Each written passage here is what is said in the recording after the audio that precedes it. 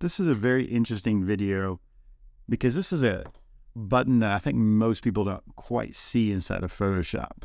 And I call this secret menu because I haven't seen it in forever, and I've used Photoshop since version 1. And I think I've seen this button here for the longest time, but I've never used it. And so every now and then, as you start using your software, getting better at it, I highly suggest just clicking on something random and seeing what happens, because you'll be surprised. And that's kind of what I did here. And so what I'm referring to is in Photoshop, if I go to File, Generate, and Image Assets. So I'm not going to click on it yet. So let me kind of explain what's going on here first before I use this. So here's a project that was done by a student named Jessica Craig. Did a very good job on it. And let's say I had the chance to come back and say, you know what? There's lots of things going on in this image. I really just need the bottle. And let's say I couldn't find it. I didn't know where it was on my machine, but I knew I wanted this asset for something. So a lot of times, especially, even if you were trying to say, I want to make, let's say, an animated video of how I even made this to use in your portfolio, but I needed these to be separate assets for me to be able to do that. So with that being said, on this assessment, for this broadleaf assessment that we have our students do in Digital Imaging 2, they're actually supposed to make an artboard, one's for a poster and one's for an Instagram story, the exact same ad. And so that way they can carry assets, kind of back and forth. So normally if I said, you know what, for this Instagram story, right, I can see this is a folder and it has some items and a bunch of layers that were copied over. I just needed this JPEG. And so what I would do is I would click on this Instagram story and go to File, Export, and Export Artboard to Files. And so I would choose the proper export, which in this case would be, a JPEG, high quality, and it's going to save it as, I can give it a name, say broadleaf, advertisement, Instagram story. Oop. You spell that right. There we go. And it's going to save in the folder where I have this. So if I click on Run, it does its thing. And it says, success, yay. And so I come over here, and now I can see that here's the PSD, and in the folder, there's my broadly passed advertisement Instagram story. And when I click on it, there it is. And so it's now saved as a JPEG. All right. So, and I would do the same thing for poster. I would click on this and go File, Export, Artboard to Files. And I would, in this case, I wanted to print it out. So I'm going to choose TIFF, and I would just export selected artboard to have that selected and run. And it's going to do its thing. Oh, this actually had an error. So this will be a good time to bring up problem. And I haven't even got to the main secret thing yet. So, but this is still another thing. So what's happening is the student had this and gave it to me, but look, there's an error right there. So it says, there's no link to this smart object. So this is a link to a file that was on their machine, not mine. And so and then the error was coming up because it couldn't find that link. So I could just right click and rasterize that layer. I can see it's on a couple spots here and right there. And so now when I come in and say File, Export to Files, I can choose TIFF and run. And now it should save it. Look, success, yay. So, and there we go. So there's that TIFF file, and that's ready to go. All right. So now on to the cool secret part. So now that I have that done, let me put it back the way it was.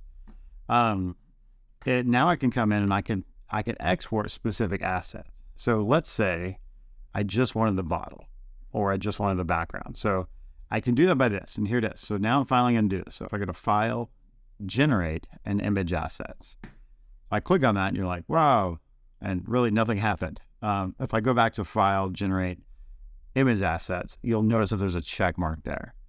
And so now I'm going to come back, and I'm going to go Poster, because that's this artboard. Let me hide some things here, and I just want that bottle, right, which I can see is right here. And I get Isolate by holding an Option or Alt on that eyeball, and I can see what that layer looks like. And so if I just want to save that out, now that the Image Assets is turned on, here's the coolest thing. All right, so let me zoom in here for a second.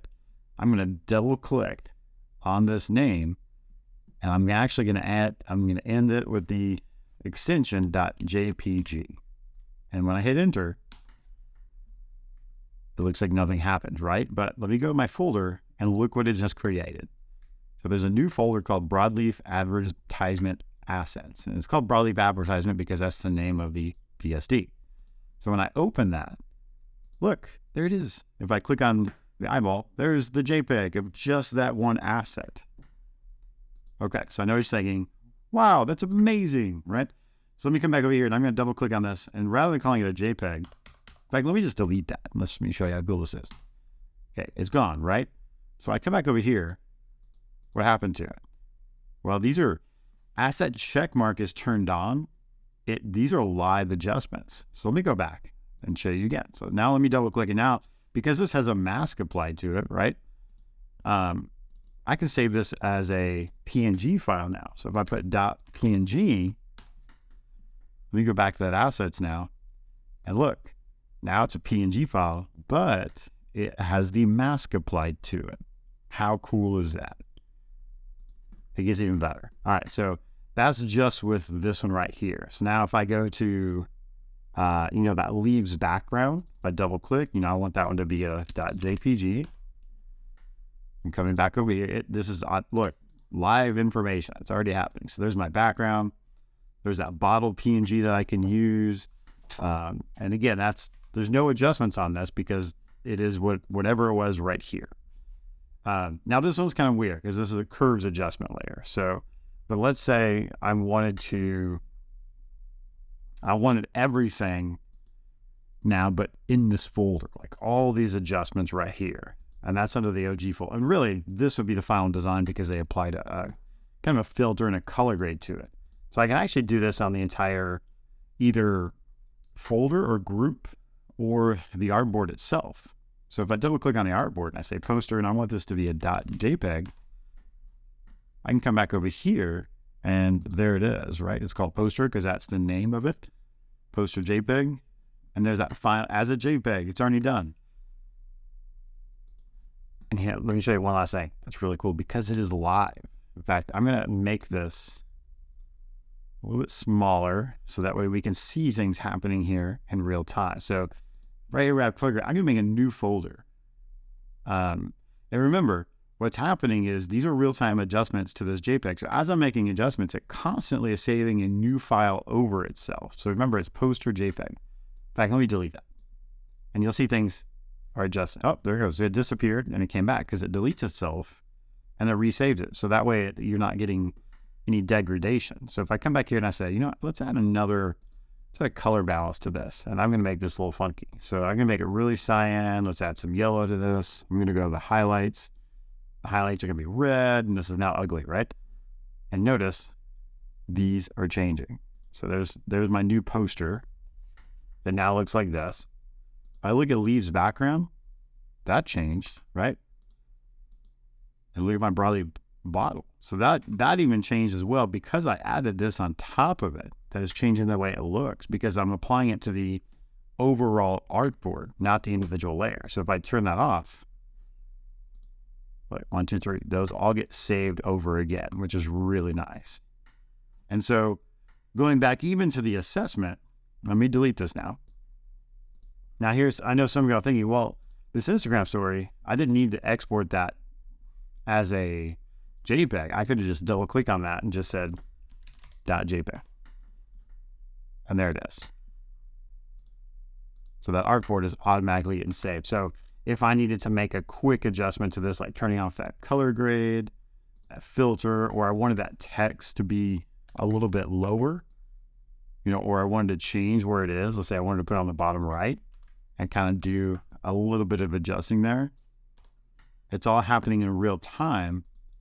So I can see what that looks like right away without me having to export and save all this stuff. It's a very fast way of working. And if you have another monitor or screen, you can even have this opened up as another file on that other screen. And as you're making adjustments to this, you're seeing what it looks like in real time. It's a really cool way to work. So that's my cool little secret to y'all. And I think it'll work out well as you're getting more and more used to Photoshop to speed up your workflow. So there you go.